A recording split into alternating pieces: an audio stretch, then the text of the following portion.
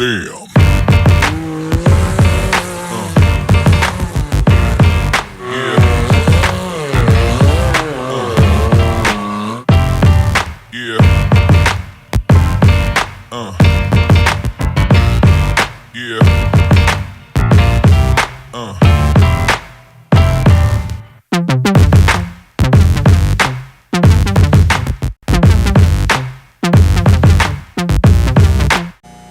Back again. Back again. Some turbo-ass goodies. Yep. What do we got today, Billy? So, today we're going to do the gear grabber gated shifter and L&W Fab seat lowering bases. So, picked up both these things through Southern Powersports again. Big shout out to him. And actually this was his shifter out of his buggy, I believe. And he said I couldn't give you a normal one, so he sent it out without me knowing or anything. Sent it out, had it custom powder coated and engraved, which was absolutely sick. Yeah, that thing is really cool. Turned out really awesome. So I mean, it was used, but it looks better than new because of this. That thing is sick. Yeah, there's not much, that can go wrong with one of these as far as I know. Yeah, right. So he had it and I was gonna order one anyways. So saved a couple bucks, and I mean, I think that's better than new. So yeah, we're gonna get those two things installed today. And so I mean, why are you doing the seat lowering bases? Just to kind of get I'm trying to get set up for the future. So everybody says that the seats aren't really the greatest, and I kind of agree with them, but I haven't sat in them long enough to really know. But before buying seats, I mean, yeah, either way you'd have to run these, I believe. Yeah. So I want to get rid of the plastic base, since you actually had that issue on your old turbo with it cracking. Yeah, I was riding like a track or whatever and drifted a corner, and just the pressure on like the stock plastic base, which is actually right here. The seat itself, you just bolt through this plastic base, and then it like ears into like the frame or chassis or whatever, tabs on it, and I actually just like cracked. The bolts just stayed in the seat, but like ripped through this slotted design. So I don't know, it's little things, it's not that much to upgrade to these metal ones, and they lower you down a little bit, so then maybe the seating position would be more what he's after, and then he wouldn't have to buy seats. So who knows? Yeah, right. So it's supposed to lower it 2 inches and recline it a little bit. And another big reason why I'm going with those is because future plans with the cage and stuff, I want to be able to run as low as cage as I can possibly, and still have room for a helmet on. Everybody knows that when I was wearing a helmet in Tiki, I hit my head on the ceiling, like it was literally probably a millimeter from the ceiling. And that really wasn't like because of the cage or anything. It was just a bad combination with a lower cage than stock, but yet the Simpson seats were like higher. Yeah. So it was just like not the best combo for the YXZ. And there was no one to blame in that, because it was just like a combination of both, and the seats were done after the cage, right? Yeah. So then it was, I don't know, no way to really know. Yeah. Just how it ended up. And there's really no lowering those too much without some serious fab. Lower mine because the stock Simpson mounts broke. Yeah. I don't know. I won't be buying Simpson seats again. Yeah. Along with my ass being wet literally every single ride. Every time I sat in it, they'd be wet. But yeah, so I'm going to start with these, and then hopefully, so then when I bring it to the cage builder, I can decide. I'll have a couple trips on it before it's caged. Unfortunately, we really wanted to get them done sooner, but just with all this stuff going on and the trips planned, it's just not in the cards right now. Yeah, I mean, everything's a mystery as of now, so.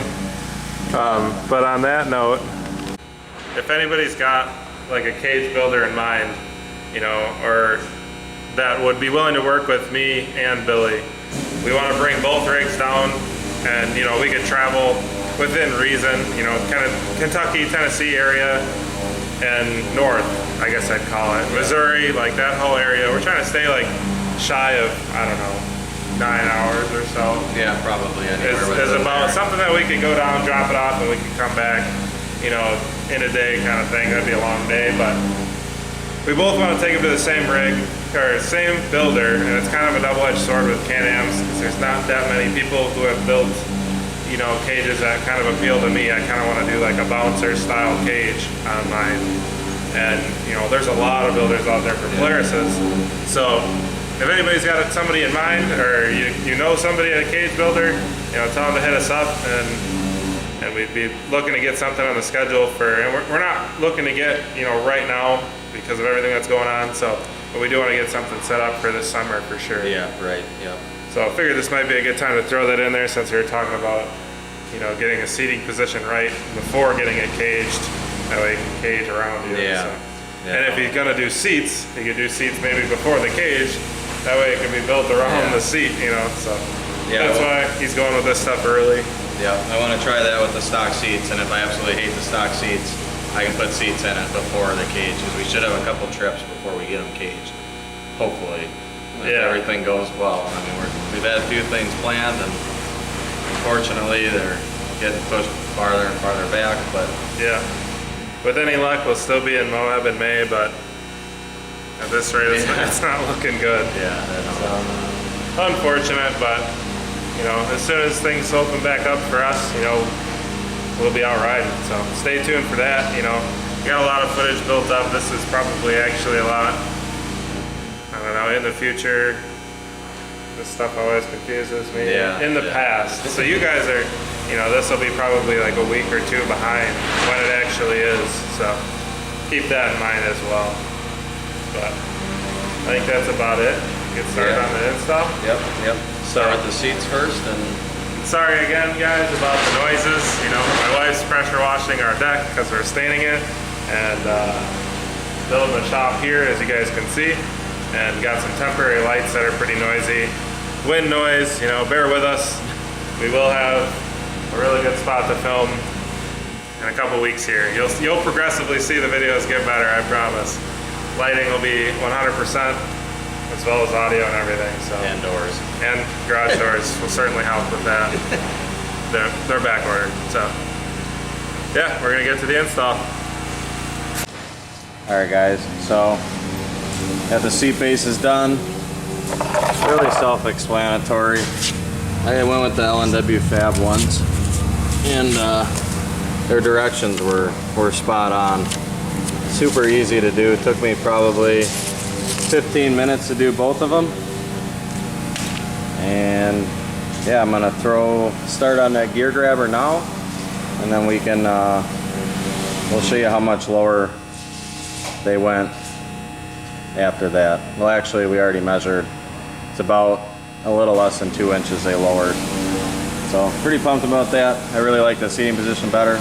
We'll do some after shots once we get it done, but for now, let's start on this gear grabber. First thing we gotta do is take out this center console. So I'm gonna get working on that. It looks like it's just a couple Torx and some pop pins, so we'll get back to you. Alright guys, so quick update. So pulled the old shifter off. You just gotta pull that center console, and it's real self-explanatory after that. So I didn't get any instructions, so it looks like this thing just slides onto that shaft like that.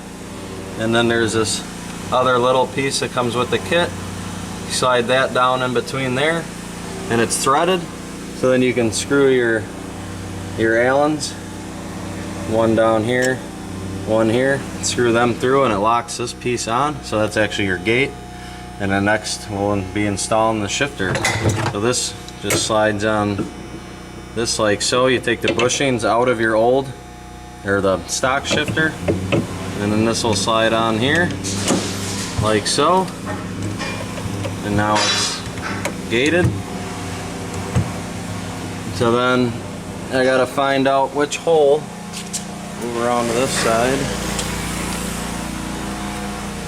Then you find what hole on this bottom one. So right now it is in park. So I'm gonna pick which hole out of these three that I think it's close to, and that's where we're gonna put it. And you basically just put it back together. So I'll do another update here in a minute. But man, I'm excited. It's gonna look awesome. So stay tuned. Okay, so after that, it was real simple. Just put that back on with your old C-clip, whatever you want to call it, the washer. Up here, same thing, C-clip, and then this actually spins, so you can adjust it to take the play out of it, tighten it up, so now it's nice and tight. And yeah, that's it. Throw your center console back on and you got a gated shifter. Once again, thanks to Southern Powersports. Couldn't have asked for a better product here. I mean, everything seems to be functioning properly as of now. We won't know until I start it and move it, but just pumped on how the powder coat and engraving and stuff came out. So stay tuned, we'll do a little demonstration once I get this buttoned up. Okay guys, so it's all buttoned up. Got everything back together, got the seats back in it, and went pretty smooth. Pretty easy. Mine did have the problem though. So if you do have this issue where it kind of doesn't want to go all the way into gear, basically you can just check between like low and reverse. There's this adjustment back here. So I had to adjust it about 1/4 of an inch that way. And it fixed me up. So pretty pumped. Loving the shifter.